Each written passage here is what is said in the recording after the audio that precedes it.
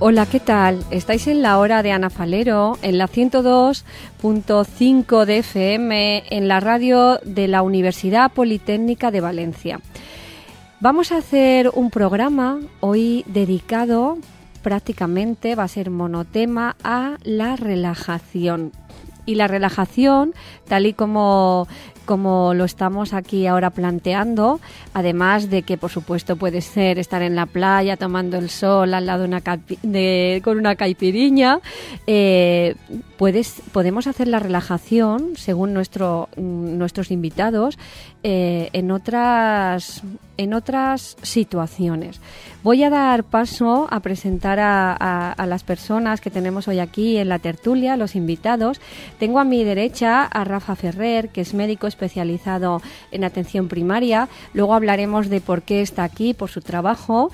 Buenos días, buenas tardes. ¿Cómo estás, Rafa? Muy bien, muy buenas. Muchísimas gracias por venir. Ya veo que has encontrado muy bien el camino porque estás aquí.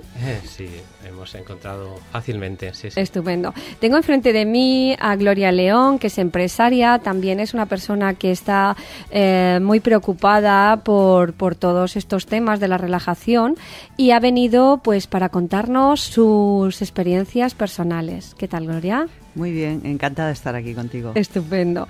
Y ya tengo a mi izquierda a Vicente Simón, que es médico psiquiatra y catedrático de psicobiología.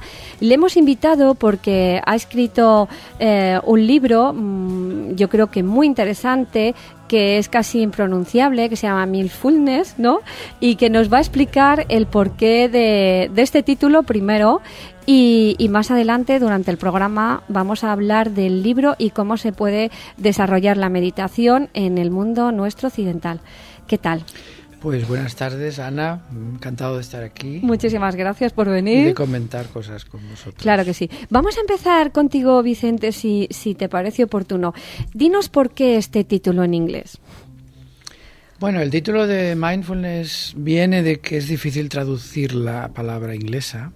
Sí. Y entonces se traduce por atención plena o por conciencia plena. Yo no estoy entusiasmado con la traducción y prefiero utilizar el original, simplemente. Está suficientemente, popularizado para que se entienda, por tanto tampoco es, ningún pecado el utilizar la palabra en castellano. Claro, quieres decir que, por ejemplo, si hubieras puesto conciencia plena, ¿crees que hubiera tenido otro tipo de lectores interesados?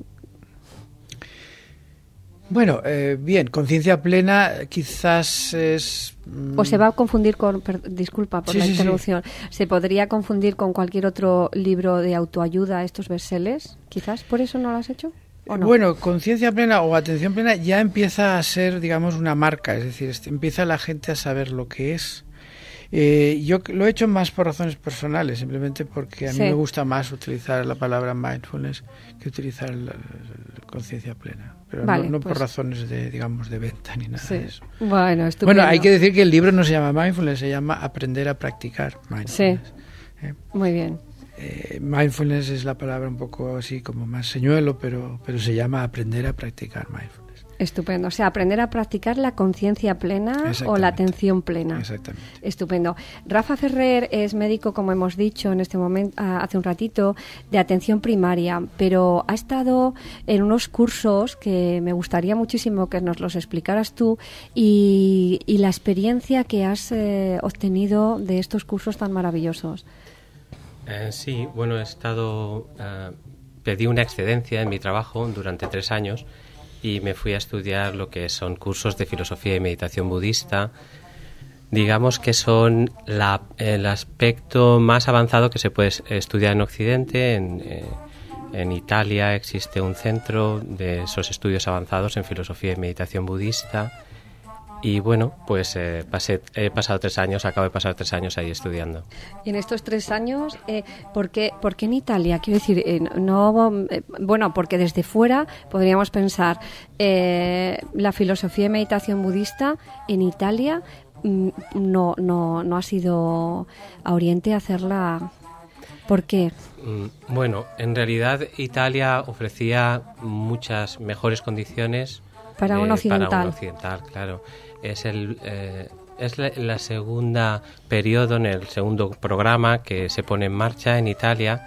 Entonces tienes todos los factores a favor, y es tener los maestros formados en la India, los maestros tibetanos de filosofía budista tibetana, tendría que especificar, y tienes traducción al inglés o al italiano, y entonces yo seguí los cursos en inglés, con lo cual el acceso a esa sabiduría sin conocer la lengua tibetana es mucho más accesible ahí, claro. Bueno, por supuesto.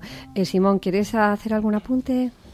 Bueno, quería decir, en línea con lo que dice Rafa, que bueno, que quizás es bueno apuntar que hoy día donde más se trabajan todos estos temas es en Occidente, y aunque parezca paradójico, la razón es muy evidente. Por una parte, porque en Oriente están dedicados a occidentalizarse. ¿Y nosotros al revés? Y nosotros, no digo que al revés, pero que en Occidente, sobre todo en Estados Unidos, es donde más dinero y gente hay que está estudiando estos temas. ¿Y eso por qué crees? ¿Crees que estamos cansados de la vida occidental, o que hemos llegado ya a un límite en el que estamos mirándonos más hacia el interior que hacia el exterior? Y quizás al contrario, es que nunca estamos contentos con lo que tenemos. ¿Podría ser ese el resultado? Quizás, ¿o no? Bueno, es lógico que los orientales, es obvio que han dejado un poco de lado el mundo material y necesitan ponerse al día, ¿no? En la India, en China, y lo están haciendo muy rápidamente, sobre todo en China, lo están haciendo muy rápidamente y muy bien.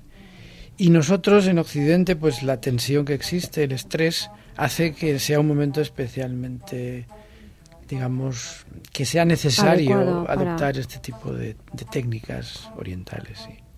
Además de otras razones un poco más profundas, quizás. Bueno, podríamos tratar. Porque ha tocado el momento histórico. Sí. En este momento histórico quizás estemos asistiendo a un cambio de conciencia de la humanidad, y entonces estamos en efervescencia. Yo estoy convencida en esto que has dicho, que existe un cambio de conciencia, pero quizás en el extremo, ¿no? Si un cambio de conciencia de una serie de personas que quieren sacar lo mejor de dentro de ellos por medio pues de técnicas de meditación o con otras filosofías, y al contrario otras personas que están aferradas cada vez más al exterior, ¿no? Entonces, ¿se está dividiendo la sociedad occidental radicalmente? Incluso la oriental. Yo creo que está como siempre.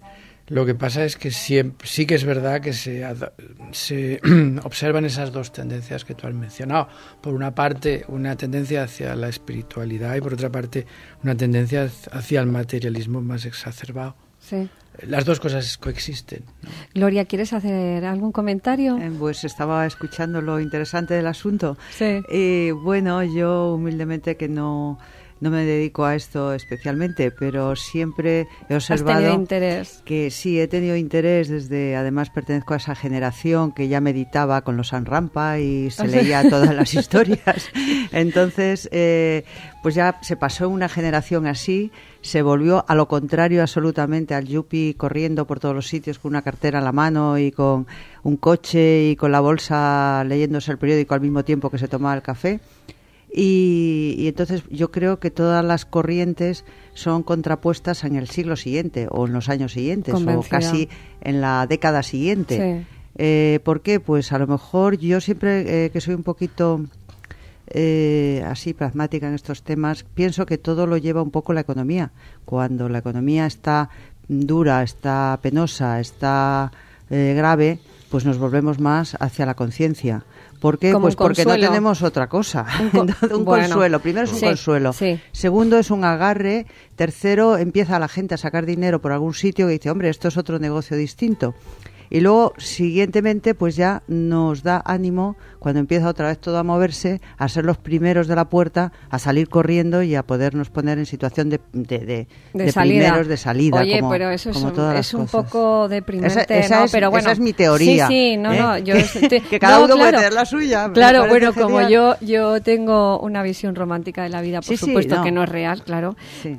Pienso que también hay personas que tienen esa búsqueda simplemente porque lo necesitan. Quizás una minoría, afortunadamente también, ¿no? Porque ¿qué sería si todos tuviéramos ese concepto de si todos lleváramos a la práctica mil fundes? Eso sería maravilloso, ¿no? Pero también tendría... ¿Tú te imaginas un mundo así tan perfecto? No sé, Rafa, podéis decirme, vos cada uno, no quiero vuestra opinión de los dos. No, yo creo que es una... Sería fantástico, quizás, o no. Yo no creo que haya recetas universales. Es simplemente, yo creo, lo grandioso de Vicente Simón, por lo que a mí me respecta, es que ha puesto en un lenguaje muy fácil y accesible una técnica que sirve en cualquier situación cotidiana, en cualquier público. Entonces, a mí me gusta más el aspecto filosófico y de la meditación budista tradicional, y también tiene un público distinto. Yo creo que es una elección. Hoy en día, cuando tú decías, existen dos mundos que se están diferenciando, que se están distanciando cada vez más, yo creo que es una elección y que el futuro nos lo dirá en los jóvenes, ¿no? La juventud hoy en día puede elegir qué camino tomar, y si quieren más buscar una felicidad con un patrón de mirar los propios recursos interiores y no acceder más o buscar más algo material, o no, está en sus manos, ¿no? Es el futuro. Lo que pasa es que la juventud no sabe lo que quiere, entonces hay que guiarla quizás un poco como dice Simón, Vicente Simón, desde la infancia, ¿no, Simón? Bueno, yo quería antes de aludir a la infancia, quería decir algo en relación con lo que decía Rafa. Y es que lo que estamos asistiendo ahora es algo que nunca se ha producido en la historia, porque no podía producirse, que es que la ciencia está, digamos, asimilando las tradiciones orientales. El beneficio de las tradiciones orientales. Claro. Entonces, ¿no? Esa es la primera vez que podía producirse porque no había una ciencia madura para que lo pudiera hacer, y ahora sí que hay una ciencia madura. Háblanos, por favor, de los descubrimientos que se están... Entonces me refiero a que actualmente la ciencia occidental está asimilando tanto la parte psicológica, que quizás es la más importante, como la parte neurológica, es decir, está estudiando qué pasa en el cerebro de la gente, por ejemplo, que hace meditación, y claro, es que antes no había técnicas para hacerlo. Es la primera vez que podemos estudiar el cerebro en vivo y en directo meditando, por ejemplo. Y eso es un campo que se está abriendo y que no sabemos a dónde va a parar. ¿Y qué pasa cuando el cerebro medita? Pues que cambia totalmente la actividad. Podemos estar más sanos también físicamente, no solo mentalmente.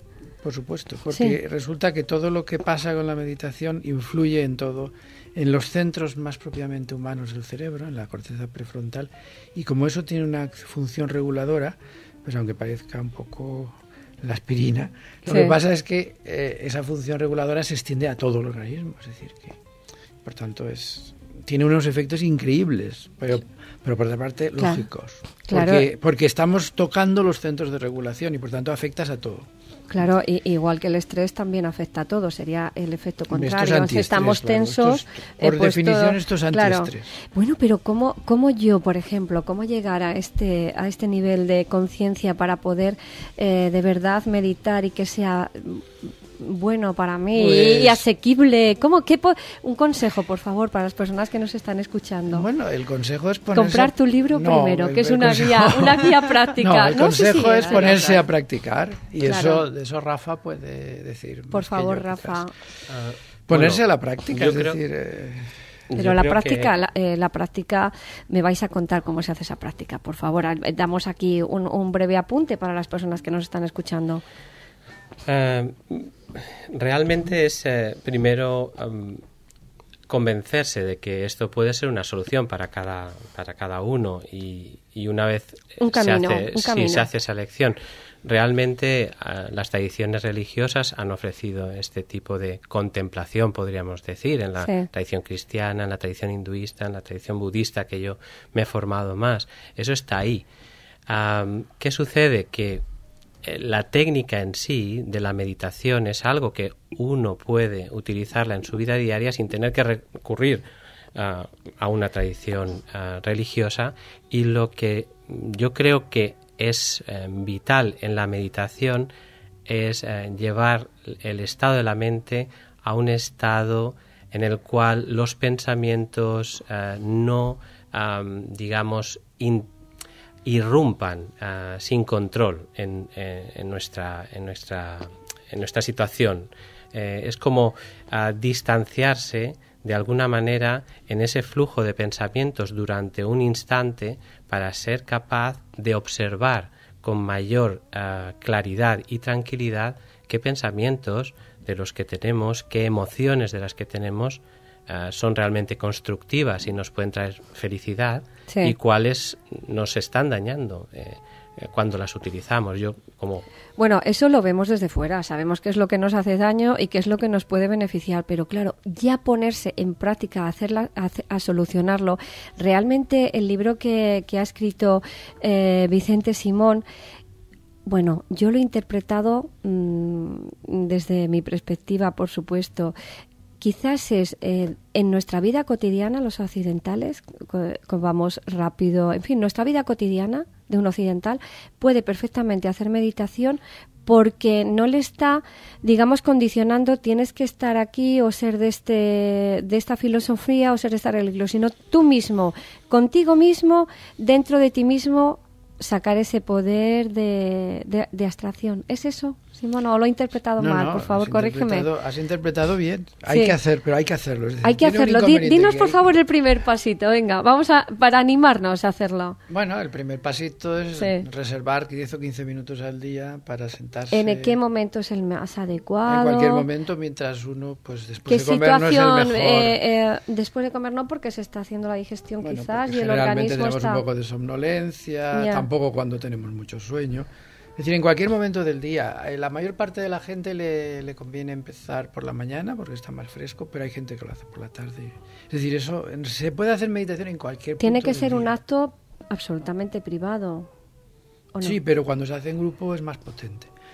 Es decir, porque la energía una cosa es aprender en grupo quizás y luego hacerlo en privado. Ah, muy bien. Pero vamos a ver, hay una cosa que yo quisiera decir, que se hace meditación para luego no hacer meditación. Quiero decir que el hacer el ejercicio es para que ese estado mental se extienda todo el día, claro, a largo plazo. Sí, sí. Es como tomarse la aspirina de la mañana y ya que nos está solucionando el día. Si tú lo que me preguntas es cómo empezar, bueno, pues cómo empezar es lo que te estoy diciendo, es hacer un poco de reservarse un tiempo al día o 2 veces al día para sentarse y hacer un ejercicio de meditación. Y yo, un poco enlazando con lo que decía Rafa antes, me gustaría decir algo en relación con el funcionamiento cerebral, ya que tú lo hacías, has hecho referencia. Es decir, en el cerebro, nosotros, esto ya es científico, es decir, les llamó mucho la atención que cuando dejamos de hacer algo concreto, hay una zona del cerebro que está muy activa, precisamente cuando no hacemos nada. Y esa zona muy activa, que se le llamó la red por defecto, es la zona de la corteza prefrontal medial. Y eso responde a que durante ese tiempo lo que estamos haciendo es, yo diría, cavilando, para decirlo de una forma muy cotidiana. Clara, cavilando, que es lo que los orientales llaman la mente de mono. Estamos pensando en lo que hemos hecho, lo que vamos a hacer, los problemas que tenemos. ¿Y eso qué es? Eso es la mente que intenta sobrevivir. O sea, esto es la capacidad de supervivencia del ser humano que está en marcha. Y entonces cuando no hacemos nada, en vez de descansar, estamos dándole vueltas a las cosas, como todos sabemos. Y entonces nuestro cerebro está como desplazado hacia la supervivencia y nos quedamos cortos de la felicidad. Es decir, que es una alternativa entre la supervivencia y la felicidad. Hay que alcanzar un equilibrio entre la supervivencia y la felicidad se encuentra por otro lado, y ese otro lado lo introduce la meditación. Bien, lo que ocurre, como antes también en Gloria ha apuntado, como hay ahora este nuevo negocio de pues los bestsellers que en un principio estábamos comentando, sobre los libros de autoayuda, que algunos son muy buenos y quizás otros pues no tanto, pero en fin, eso no lo vamos a entrar a valorar ahora. La meditación parece que fuese algo que vamos a meditar y vamos a tener de repente, inmediatamente, una respuesta muy positiva, y si no, pues este libro ya no lo vuelvo a tocar. Eso no puede ser así. Si no tenemos una respuesta inmediata de nuestra meditación, porque no hayamos sido, es una opinión, que no hayamos sido capaces de llegar a meditar, porque supongo que estar en un estado de relajación superior. ¿Cómo sería la meditación? Hombre, la relajación es un efecto secundario de la meditación, pero no se busca la relajación en la meditación. En la meditación no hay que dormirse. Por supuesto no. Vale, entonces los que no podamos tener una relajación, una meditación productiva, por decirlo de alguna manera, no tenemos que frustrarnos, debemos seguir intentándolo o a lo mejor lo hemos hecho mal. Claro, una de las primeras normas es no dejarlo, claro. Claro, no dejarlo, intentarlo porque a lo mejor a la 10.000 viene o a la primera. Esto es como entrenar como domar a un animalito. Sí. Que siempre hace lo mismo y tú siempre lo corriges. Y tú haces lo mismo. Es observarla propiamente, ¿no? Sí. Y lo que quiero también resaltar un poco es que es algo en lo que tiene que haber cariño. Porque a veces se olvida, al dar instrucciones sobre la meditación, se insiste mucho en el aspecto cognitivo. Hay que centrarse en una cosa, en la respiración, por ejemplo, que es lo más normal. Y entonces el que lo hace lo vive como una obligación y empieza a tener sentimientos de culpa si le sale mal, que es lo normal por otra parte. Claro. Entonces la meditación tiene que ser, por definición, porque si no, no es meditación, tiene que ser crear un ambiente positivo desde el punto de vista afectivo. Uno se tiene que sentir, digamos, querido por sí mismo. Es un espacio del día en que nos reservamos para querernos a nosotros mismos. O sea, quizás es muy importante el lado afectivo. Claro, es esencial. Antes de empezar a meditar, decir, voy a hacerlo porque me merezco esto bien que me va a producir la meditación, quizás, ¿no? No. ¿O no? Sí, estoy completamente de acuerdo, pero quería enlazar con lo mismo que estaba diciendo Vicente, y es vital saber que va a haber una recompensa intelectual inmediata. El aspecto cognitivo, cualquier persona puede saborear el efecto de la meditación, empezar a ver que tiene una capacidad de observarse y de mirarse hacia adentro, pero eso no quiere decir que vaya a controlar de inicio todo ese flujo de pensamientos, de emociones. Sobre todo el aspecto emocional va a tardar mucho más en transformarse. Dijésemos que ese es el objetivo final de la meditación, es llegar a transformar, a digamos, saber qué aspectos de nosotros mismos hay que fomentar. Y esa transformación solo viene con el tiempo. Y de hecho, si no, iría en contra de los hallazgos científicos que estamos hoy en día asistiendo a toda esta... ver cómo, por ejemplo, el estrés... no tenemos que ahora hablar de que el estrés es algo peyorativo, hablar de ello como algo negativo. El estrés es una función fisiológica del organismo. Lo único, como decía Vicente, es cuando entramos en ese circuito reverberante, que es un estrés crónico, en esa cavilar, es algo que es una función, digamos, que nos resta energía. Y entonces saber distinguir cuando es una respuesta de estrés ante una situación que lo requiere y cuando nosotros lo estamos alargando. Y todo eso es un proceso largo y emocionalmente encontraremos una recompensa a mucho más largo plazo. Y sobre todo porque al principio, personas que ahora pueda pensar yo, alguien quiere empezar a meditar, lo primero que encuentra es que parece que se acelera, porque intenta frenar un proceso que era el que habíamos seguido siempre. Entonces es lo que dicen siempre, cuando meditas es como si el barro estuviese en el fondo del agua y tú lo empiezas a sacudir, y entonces ves la turbidez. Sí.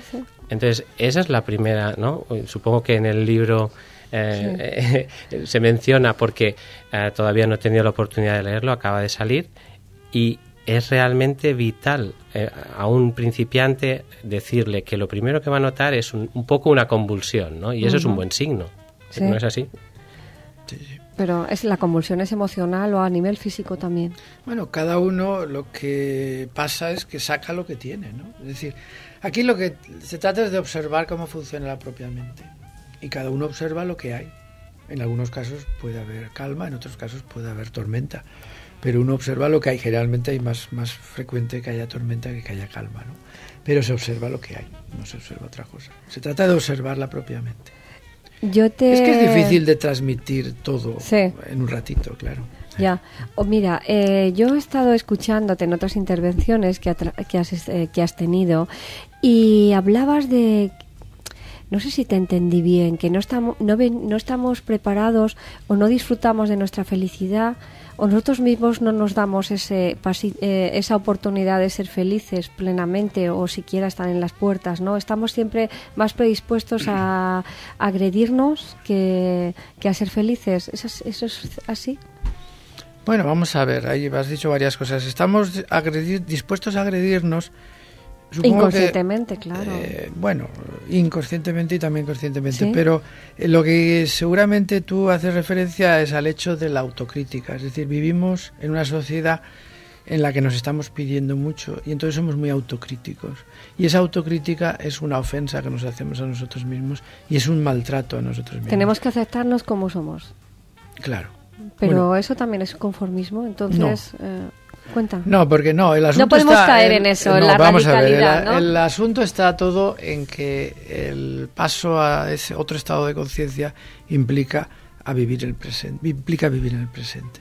Uh-huh. Y en el presente tú aceptas lo que hay, porque es que no hay otro remedio, ¿no? Claro. En cuanto te vas al futuro, estás saliéndote del presente. Ya. Y entonces ahí es donde empiezas a sufrir, cuando no vives en el presente. En el presente es donde está la felicidad. La felicidad solo está aquí, en este momento. Sí. Ahí es donde está la felicidad, porque no existe otro momento. Claro, eres feliz ahora o no eres feliz nunca, ni lo serás nunca. Claro. O eres feliz en este momento o no vas a ser feliz nunca en tu vida. Es decir, que puedes elegir. Uh-huh. Y ser feliz en este momento simplemente es disfrutar lo que hay. Claro. Disfrutar lo que tienes. Y disfrutar que eres, que vives, que estás que lates, por que estás algo, aquí, que estás en el mundo, en el universo, sí. En contacto con todo. Pero solo es ahora. Claro. Mañana no sabemos ni dentro de una hora si vamos a estar o no. Estoy totalmente de acuerdo contigo. Lo que pasa que también veo que hay que tener un nivel de conciencia ya muy, muy, iba a decir elevado o trabajado, llamarlo como tú quieras, porque en realidad estamos viendo, y yo creo o espero que estéis disfrutando de este momento en la tertulia, pero también debemos de ser conscientes que tenemos que pagar una hipoteca, que no tenemos trabajo suficiente para no sé qué. Claro, separar esta parte de nuestra vida que es la realidad de la parte que también es real, porque tú estás diciendo que nuestra felicidad es real y la estamos viviendo ahora, ya tiene que ser un estado de conciencia muy superior al que tenemos, ¿no? Bueno, pero para eso hacemos meditación, precisamente para eso, para cambiar un poco el estado de conciencia. No sé, Rafa, ¿quieres decir algo? Yo creo que el tema que has sacado tú ahora es muy importante, saberlo transmitir, que no se trata de escapar de la realidad. No. De hecho, la meditación... Transformar la realidad nuestra en más positividad, quizás. Digamos que si somos, digamos, estrictamente científicos, nuestra realidad está influenciada demasiado por nuestras emociones ahora mismo. Uh-huh. Y todos podemos decir que en un estado emocional alterado nuestra percepción de las cosas se distorsiona. De hecho, hay un científico que a su santidad Dalai Lama le gusta mencionar mucho, es que dice que según él las emociones en un 95% llegan a confundir nuestra percepción del objeto. Por tanto, la meditación, mindfulness, tiene que ayudarnos a sacar nuestra sabiduría y que estas emociones alteradas no lleguen a afectar nuestra percepción de las cosas. Eso es el primer objetivo que yo diría que tenemos que trabajar con la meditación. Somos los primeros interesados en que una situación no nos abrume por factores que nosotros le estamos añadiendo. Uh-huh. Entonces, si la situación no va a variar, esa es la situación. Hablando en temas de negocios, si tú sabes que si las emociones te confunden, no vas a saber dónde vas a invertir. No vas a tener una perspectiva real, ¿no? Claro. O práctica. Y eso en todo, ¿no? Yo ahí te diría, no sé, ahí discrepo un poquitín, a lo mejor, no discrepo, sino te puedo decir, ampliar que el estrés, así como no es bueno para meditar, es bueno para el negocio, es verdad, porque si tú meditas y meditas, esa relajación te va hacia adentro y no hacia afuera, el negocio está afuera y no hacia adentro. No, pero es que no hemos meditado, no sabemos los resultados de la meditación. A lo mejor cuando ya tengas más control mental de tu propia energía y tal, se proyecta más. Hay una cosa que me gustaría preguntarle, ¿puedo? Exacto. Hombre, sí. Por supuesto. ¿Dónde se queda lo espontáneo en la meditación? Por ejemplo, Si tú meditas, tú estás analizándote, analizas hacia adentro, te conoces perfectamente y luego ya giras a través de tus conocimientos de ti mismo, ¿no? Hacia el exterior, lo cual será estupendamente. Me parece genial y muy bien. Pero claro, eso es todo un proceso y además es como una instrucción que te has dado y a lo mejor estás quitando de lado un poquito la espontaneidad, que para mí la espontaneidad también de la mente, no de ti que puedas ser un espontáneo por la calle, está lejos de eso. Es la espontaneidad de la mente que en un momento dado esa mente que está un poco confusa va y te plaps y te da una solución pues que tú se la habías preguntado hace 10 días y que la mente es espontánea y es ágil y sale siempre que no la hayas instruido y la hayas dejado en una cajita, a lo mejor meditando, digo yo. Yo muchas veces he pensado que estoy hablando a nivel de la calle y claro, de la persona. Sí, por eso estás aquí, que está no genial, nada. Está genial. Sí. Un segundo, Simo, que porque Vicente va a dar una respuesta completamente profesional. Genial. Yo la mía también de persona de la calle. Genial. Yo creo que al tener control ya de tu propia meditación, de tu mente, cuando sales a la calle, no solo no estás condicionada, sino que estás más abierta a lo que puede pasarte. No es como de repente ver también por los laterales, ¿no? Que parece que vamos unidireccional. De todas maneras, por favor, Vicente, corrígeme. No, yo lo que iba a decir, Rafa estará de acuerdo conmigo, es que la meditación es pura espontaneidad.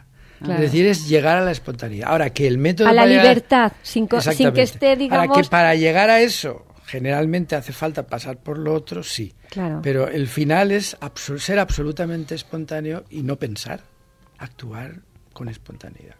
Ahora, que para llegar a eso tienes que conocer la mente y haberla liberado, precisamente. Haberla liberado del pensamiento, del propio pensamiento. Sí, el problema es el pensamiento. Y todo generalmente esto. En nuestra época el problema es el pensamiento, es el que nos ata. Y el estado de mindfulness real es de pura espontaneidad, en el cual no hay pensamiento ni hay crítica. No hay crítica. Y las acciones no se piensan, se hacen. Pues eso es muy interesante. Para llegar ahí, lo que quiero decir es que para llegar ahí... La práctica lleva a una cosa que aparentemente es contraria. Eso, sí, claro. Pero es un camino, no es el final. Es el principio del camino, no el final del camino. Sí, estaría de acuerdo yo en darle otra dimensión, y es que precisamente mucha gente lo que no encuentran es esa espontaneidad. La meditación tiene que ir a... digamos, hay mucha gente que se siente, como ha dicho Vicente, atada por sus pensamientos y no vive espontáneamente porque hay una carga emocional y de pensamientos que te condicionan tanto. Entonces, arrastramos un bagaje y ese bagaje, el que no es útil para ser felices, dentro de una tradición religiosa o budista, sería no solo para nosotros, sino para los demás. Todo aquello que imposibilita el ser más felices, más espontáneos con nosotros y con los demás, es de lo que nos tenemos que desprender. La espontaneidad... ahora la parte, tampoco hay que mitificarla, porque muchas veces pensamos, es que hay un dicho, ¿no? Que es el first mind, ¿no? Es the best mind. La primera mente es la mejor mente. Sí. El no primer tenemos pensamiento es el mejor. Sí, hay una tradición castellana, de. Entonces, también hay que ponerlo en su contexto, porque eso se trata de una espontaneidad libre de condicionamientos, pero nuestra realidad actual, y es el que desafortunadamente mucha gente vivirá, es que no está libre de esos condicionamientos. Por tanto, no hay espacio, ¿no?, para esa primeramente nítida o, digamos, pura o más... El primer pensamiento está tan condicionado que es un pensamiento que igual en ocasiones nos perjudique, pues decir, es eso. Claro, depende de nuestros hábitos, porque claro, la meditación tiene una dimensión, yo diría, ¿no? Lo suelo acuñar así, transversal y otra longitudinal. La transversal es la que creo que ha enfatizado más Vicente, la felicidad en el momento, que no implica el hábito en sí, sino tu actitud, sobre todo en ese momento. Y luego es el trabajo, la familiarización, que tiene una dimensión más en el futuro, ¿no? Cómo asegurarte que vas a ser feliz en el futuro. Que ese componente no se trabaja. Todo el exterior esté en contra nuestra, porque claro, eso también igual no lo podemos cambiar. Pero la felicidad personal. Claro. al menos un 50%, yo creo que con la meditación podemos reducir nuestro estrés y reducir nuestra Siendo respuesta. felices nosotros también hacemos feliz a nuestro entorno. Eso siempre.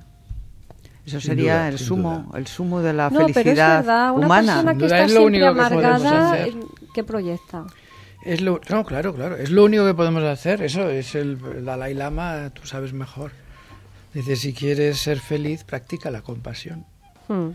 Y si quieres que los demás sean felices, practica la compasión. El concepto que tenemos de compasión los occidentales, que sería un poco lástima, no. La compasión, Bueno, el amor. Exactamente. Bueno, la ¿cómo compasión es una podríamos? palabra que está teniendo mucho problema. Sí. Bueno, Caridad, es que la compasión, caridad. Es la un compasión poco, se entiende pero es mal, amor, vamos a ver, sí. es un problema de la palabra en Occidente y no solo en español, en inglés tiene el mismo problema. Me parece que allí lo tienen un poco más elaborado. Pero el problema de la compasión es que se entiende por lástima y no tiene nada que ver. Es el amor a una persona que sufre. O sea, la definición estricta es el amor hacia una persona que sufre y eso no es lástima. Ya. Y bueno, he dicho compasión. Quiero decir que el amor a los demás es lo mejor que podemos hacer, tanto para mejorarnos a nosotros, o sea, tanto para ser felices nosotros mismos, como para hacer felices a los demás. Sí.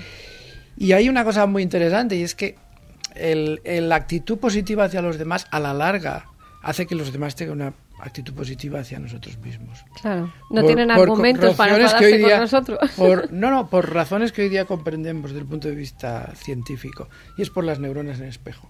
Es decir, nuestro cerebro está siempre oteando lo que hacen los cerebros de los demás para sobrevivir, por supuesto, y para ver si los demás son peligrosos o son amigos, ¿no? Y entonces cuando tú estás emitiendo el amor, estás emitiendo la buena voluntad hacia los demás, eso los demás lo captan, y lo captan a un nivel inconsciente. Es decir, los cerebros están preparados para conectar con los cerebros de los demás.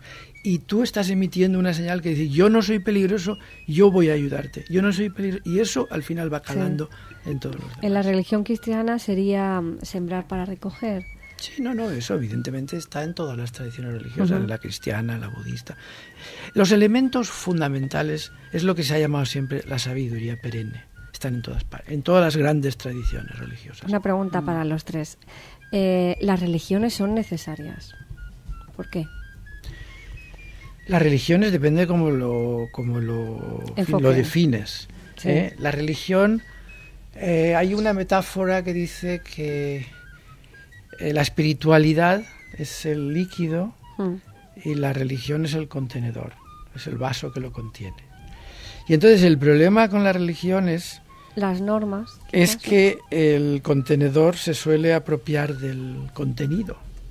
Es decir, que el contenido es la espiritualidad, pero cuando se organiza surgen muchos problemas. Pero cómo nos... es que claro, en cierto modo hay que organizarlo siempre, porque si no estaríamos hablando de que todo el mundo tiene conciencia plena ya. No, sería todo el mundo espiritual. Seríamos semidioses. Tenemos que ir a eso. Bueno, ese mundo es totalmente hipotético. O semibudas. Todo eso es una cosa que, bueno, que es, Buda, ¿no? Vamos, es fantasía, ¿no? Sí. Es decir, lo único que tienes tú que decidir es qué haces con tu vida. Lo que pase no está en tu mano. Es decir, lo que pase con el mundo no está en tu mano decidirlo. Sí. Tú puedes decidir algo y poquito sobre ti misma. Pero no, me refería al por qué no de las eso, religiones, que eso porque es pura sí que es cierto los... espiritualidad ficción, quiero decir, está bien, podemos decir que el mundo sería diferente, pero bueno, eso no va a arreglar mucho las cosas. Claro. Lo único que podemos hacer para que mejorar el mundo es mejorarnos a nosotros mismos y a nuestro entorno más inmediato. No podemos hacer más, simplemente. Sí. Muy bien. Oye, Rafa, antes hice un apunte, según estabas tú comentando, corrígeme por favor, ¿estamos mezclando el sentimiento real con el sentimentalismo?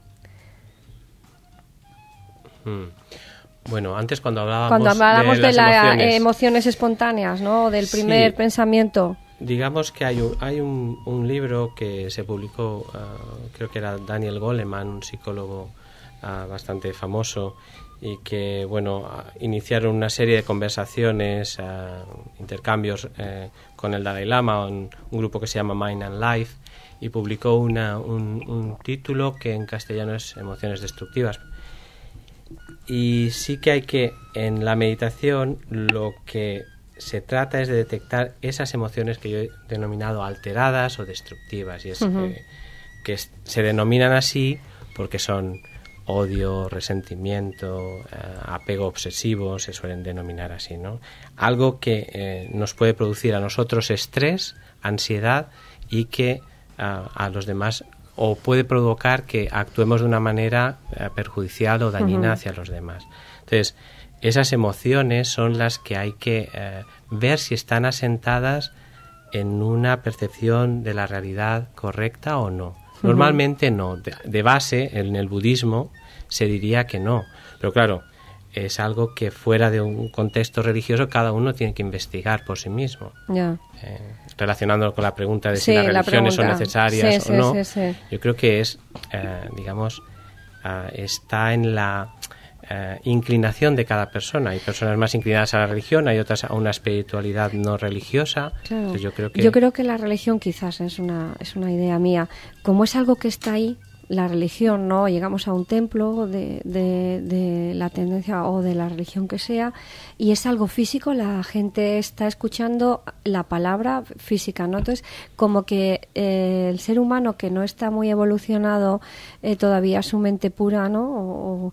O su conciencia plena, necesita también algo donde agarrarse, ¿no? Y ya cuando tiene la conciencia plena ya no necesita a la Iglesia, no es que no necesite a la Iglesia, sino que se desvincula un poco de la Iglesia para experimentar eso que la Iglesia le está diciendo con las normas y controlando, como tú decías, el mensaje de o de Cristo o de Buda, porque le está poniendo normas y horarios y tal, y cumplimientos, y entonces experimenta su espiritualidad, ya no necesita, es como un ser más libre, ¿no? Quizás, ¿o no? Tendemos que ir, sería ideal tender a ser un ser libre, ¿no? Que estoy de acuerdo con lo que estás diciendo, en primer lugar, y de las religiones, si quieres que te diga que si no existieran, yo pienso que habría que inventarlas de inmediato, porque es la única respuesta a lo no conocido. Si el hombre no se pregunta algo que es lo único que nos importa, quién somos, de dónde venimos, qué hacemos, y no lo vamos a saber nunca, nunca vamos a tenerla, pero por lo menos es un camino, porque y todas son un camino que llevan a lo mismo, de contestarnos esa última solución, que por lo menos es un consuelo y es una esperanza pues para muchísima gente que está en un mal momento, que se enfrenta a la vida, que está sola o que está súper bien y que no sabe a dónde achacarlo. Entonces es una... Exactamente. Dice, esto es una lotería. ¿Me ha tocado lotería? Pues será que me lo merezco, pero ¿por qué? Pues habrá alguien que tal y cual. Entonces siempre es una respuesta que tu mente te tiene que dar en un momento que tú estás ofuscado. Y eso tiene que estar en todas las vivencias, y la gente que se la cargue pues tiene que suplementarlo, o sea, tiene que compensarlo, ocupar ese sitio con otra solución, con otra cosa, con una X, con lo que sea. Sí. Bueno, pues para mi punto de vista. ¿Tenéis algo que decirle? Yo completamente de acuerdo. Yo creo que la religión tiene que aportar felicidad al individuo y libertad. Libertad en el sentido de que no debemos caer de nuevo en la expectativa de que es la religión las que nos va a solucionar el problema. La religión tiene que ser un medio, igual que creo que está pensada la meditación, una herramienta, ¿no? Un camino que tiene que ayudarnos a crecer interiormente, no a depender más y más, sino a cada vez ser más autónomos, más libres, dentro, por supuesto, de cada uno su camino, pero si no, algo está fallando. Algo está fallando y nosotros somos los mejores testigos de lo que está sucediendo en nuestro interior. Por eso mindfulness o una técnica de meditación que nos ayude a observar qué está sucediendo. Después llevo 20 años practicando tal religión o lo que sea, y todavía sigo con los mismos patrones y fíjate, sigo con mi religión y me importa un bledo seguir un comportamiento ético con la ecología, con la economía y demás. Tenemos que replantearnos qué religión, qué espiritualidad estoy siguiendo, ¿no? Y que nos aporte más libertad e independencia. Si cada vez dependemos más, que cuando nos falle algo en la vida vamos a echarle la culpa de nuevo a la religión o a nuestro vecino algo no está fallando, claro. no está funcionando. Oye, una pregunta, por favor. ¿Por qué las sectas? ¿Por qué hay tanta gente que necesita meterse en estos grupos reducidos o no tanto en ocasiones para que les controlen tanto la vida? Porque si la religión llevada hacia el extremo es ya muy condicionante, muy asfixiante, llevada hacia el extremo, pues estamos hablando de las personas que son extremistas con relación a las normas de la religión en la que esté, da igual que sea budismo, cristianismo, lo que sea, pero además luego hay un paso superior, los que van a las sectas, ¿no? Que ya les condicionan todo, ¿no? Y eso porque, Simón, ¿tienes alguna opinión sobre esto? Yo creo que la razón de las sectas es la necesidad de seguridad que tiene el ser humano, y las sectas les dan una seguridad ficticia, pero les dan una seguridad. Una recompensa inmediata, como no recompensa, no seguridad. O sea, les dan una creencia, la creencia de que están en un sitio seguro o que tienen la verdad, por ejemplo. Toda creencia es un pensamiento. Y el pensamiento en realidad es una cosa que no existe en cierta forma, existe como pensamiento, pero nada más. Sí. Quiero decir que las sectas lo que hacen es dar seguridad, venden seguridad, yo creo que es lo que venden, y por eso la gente se acerca. En un mundo en que por esencia es inseguro e incierto, es la naturaleza del mundo, es así. Entonces, si quieres irte a la seguridad, pues te vas a las sectas o te vas a otros tipos de seguridad, las compañías de seguros.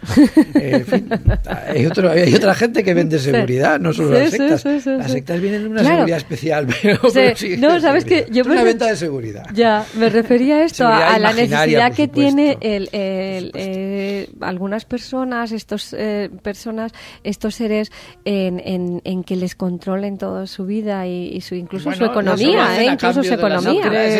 ¿No crees, Vicente, que es a lo mejor por miedo a ser libres? Sí, por supuesto que tienen miedo a ser libres, claro, porque ser libres implica afrontar la incertidumbre. Es un suicidio afrontar cubierto. Simplemente que no sabemos nada de lo que va a pasar ni dentro de 5 minutos. Más cómodo ir en la masa, ir en el campo. Que me lleven, que me lleven por dentro, mí. Exactamente, que me lleven y que piensen y que me digan y yo obedezco, que es más fácil. Sí, eso pasa en las sectas, pasa en la política, la mayoría, pasa en muchos sitios, no solo en las sectas. Ya. Por esto digo que bueno, la política empieza para mí a ser una secta exactamente lo mismo, o sea, es sectario total. ¿Qué conocemos, Rafa, tú como además especialista en filosofía y meditación budista tibetana, qué conocemos los occidentales por el budismo? ¿Realmente qué concepto hay del budismo? Porque la verdad es que Gloria ha apuntado antes a personas que han escrito libros como Losang Rampan, que nunca existió, fue un inglés que escribió sobre esto, pero con mucha imaginación, pero que también te digo una cosa, acercó a esta filosofía a muchos occidentales, que en esa época yo incluida, yo que me los tengo todos, no, abrimos los ojos a otra forma de ver la vida o de pensar. ¿Tú crees que ha sido muy perjudicial para el budismo o quizás ha sido una primera, el correr la cortina tímidamente?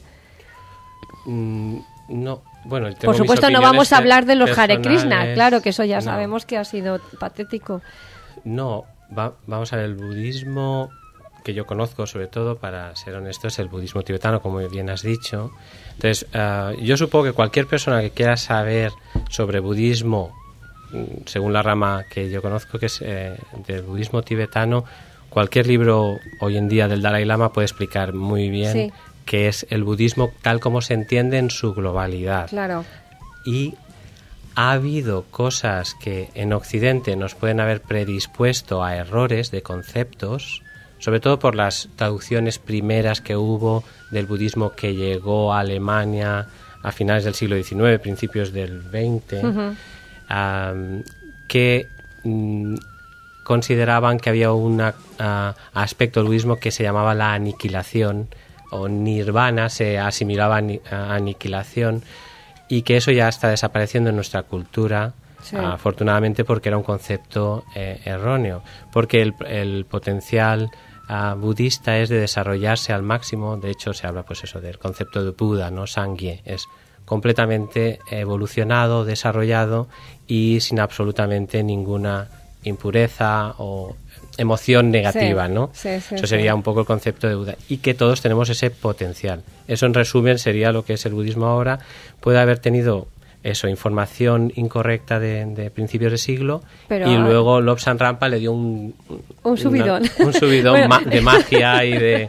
Bueno, y los Beatles. Sí, también. Bueno, acercaron un poquito, por favor, Vicente.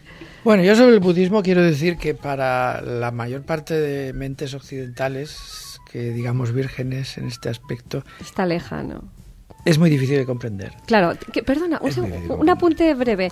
¿Crees que habría que hacer un libro como el que tú has hecho, acercando la meditación de manera No, casera, el budismo está muy explicado, forma? Hay texto, sí. Hay barbaridad de textos, sí. Pero hay que leerlos. Hay que leerlos, claro, y comprenderlos. Claro, sí, claro. No es difícil, lo que pasa es que está muy lejos de lo que la gente se imagina. Es decir, para empezar, el occidental no es una religión desde el punto de vista occidental. Uh-huh. Yo diría más bien que es una psicología. Uh-huh. El budismo es una psicología. Yo la primera vez que empecé a leer sobre el budismo digo, uy, esto es pura psicología. Y es que es pura psicología. Y no tiene mucho que ver con lo que un occidental entiende por religión. Claro. Porque ni hay Dios, ni hay... Las cosas que uno entiende por religión no están en el budismo.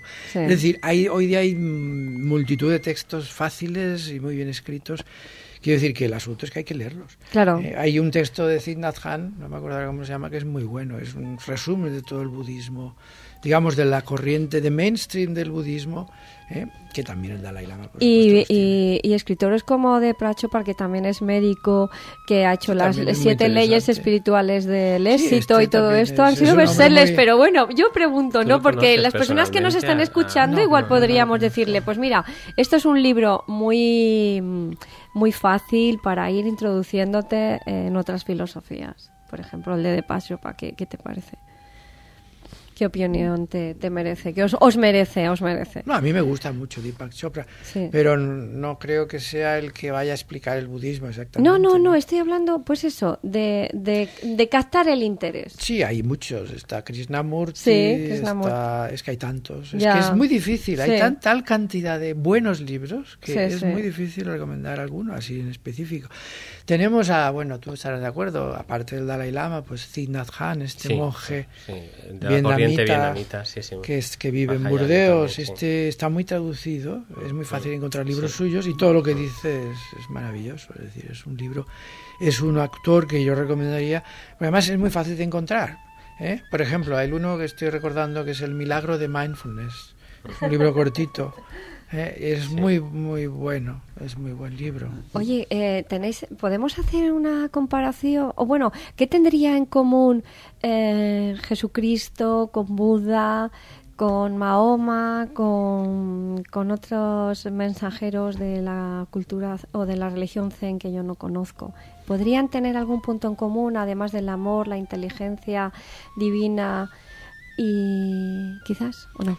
¿Qué os parece? Bueno, yo creo que todos tienen en común lo que yo decía antes, que es la sabiduría perenne, y que fundamentalmente consiste en vivir en el presente y en ser conscientes. O sea, en el fondo todos son o eran extremadamente conscientes, o sea, todos eran mindful, vamos a decirlo así. Sí. Todos eran conscientes y todos desarrollaron la sabiduría. Y la sabiduría de la que no hemos hablado, me parece que Rafa ha hecho algún apunte. La sabiduría es la capacidad de distinguir lo que nos conviene de lo que no nos conviene y de llevarlo a la práctica. Claro. Y también se desarrolla la sabiduría. Muy bien. La sabiduría y la compasión son los dos pilares en los que podemos basarnos para vivir la vida con plenitud. Maravilloso broche. Vamos a ir yendo, nos Lo vamos estoy a ir apuntando, yendo. No te sí, creas. Sí, claro, no pasa nada. Además, tenemos Después que recordar. De comprarme el libro, lo apunto. Claro, este tiene que ser un libro muy vivido, porque hay que practicarlo. Bueno, recordar a las personas que nos están escuchando que además del lunes a las 5:30, en el que estamos ahora en directo, también podrán volvernos a escuchar el viernes a las 10 en la 102.5 de FM, en la emisora de la radio de la Universidad Politécnica de Valencia.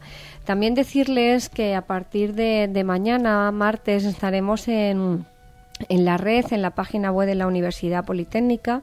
Estáis en la hora de Ana Falero, es donde tenéis que localizarnos, y siempre, por si hay algún programa que os haya interesado o que no hayáis escuchado, podéis volverlo a escuchar o escucharlo de nuevo en esta página. Me gustaría, para irnos despidiendo, que por favor dijerais cada uno, dierais la opinión o un brochecito final para despedirnos. Vamos a decir también, por favor, dónde podemos comprar este libro, si lo tienen en todas las librerías o si no ha salido todavía. Por favor, empieza tú. Bueno, sobre el libro, sí, en principio lo tienen todas las librerías. La tienen todas las librerías, o sea, ya. Que hay algunas, quizás que hay una en la calle La Nave que se llama Euralia, que lo llevan con especial cariño y que seguro que lo tienen, pero sí, con el Corte Inglés o FNAC, en fin, todas las librerías habituales. Por favor, vamos a recordar el título. Vicente. El título es Aprender a practicar mindfulness. Uh-huh. Así de sencillo, de complicado según como lo mires. Vale, ¿quieres decir alguna cosita más? Bueno, simplemente que se trata de un libro que está encaminado a la práctica, es decir, que no es un libro sobre teoría, aunque se digan algunas cosas, sino que es un libro un poco para aquel que quiere empezar a meditar. Es una especie de guía para empezar a meditar. Eso es todo. Eso es todo. Eso es todo. Rafa, ¿quieres decirnos algo? Ya por último, que tenemos un minutito. Pues ¿Has estado a gusto en el programa? Sí, mucho. Recomendar el libro porque creo que puede servir de mucha ayuda a la gente en su comprenderse a sí mismos desde una perspectiva laica completamente, creo que es, y científica. Y por mi parte, pues eso es compartir con los oyentes que bueno, que hay tiempos difíciles y que sobre todo mantener la esperanza, la confianza en uno mismo, en el potencial de cada uno. Muchas veces nos abruman las circunstancias externas y cuando esas circunstancias externas son difíciles, siempre recordar que tenemos todo el potencial intacto, tenemos esta capacidad de ser felices en nuestro interior y que depende mucho de nuestra actitud también ir hacia adelante, y yo creo que mindfulness puede ayudar. Oye, disculpa, si te parece oportuno, podríamos decir, hay un centro budista en Valencia, me gustaría mucho que dijéramos la dirección por si alguien quiere introducirse en esta disciplina. ¿Te parece bien? Hay varios centros budistas en Valencia, hoy en día en internet se pueden encontrar todos, y entonces cada uno que quiera lo puede buscar y encontrar. Estupendo, muy bien. Bueno, Gloria, pues, ¿te apetece dar tu última opinión? Mi opinión es que todos los libros son buenos. Este me parece que va a ser bastante genial. Y si nos deja un ratito de felicidad y alguna idea que la podamos mejorar nuestra vida, pues bienvenido sea, porque falta hace. Estupendo. Bueno, ya vamos, nos vamos. Les emplazamos para el próximo lunes a las 5:30 y recordar que repetimos el viernes a las 10. Están ustedes en la hora de Ana Falero. Les agradezco muchísimo la atención, sé que tenemos muchos seguidores. Despedirme de todos con muchísimo cariño, muchísima gratitud y que sean felices.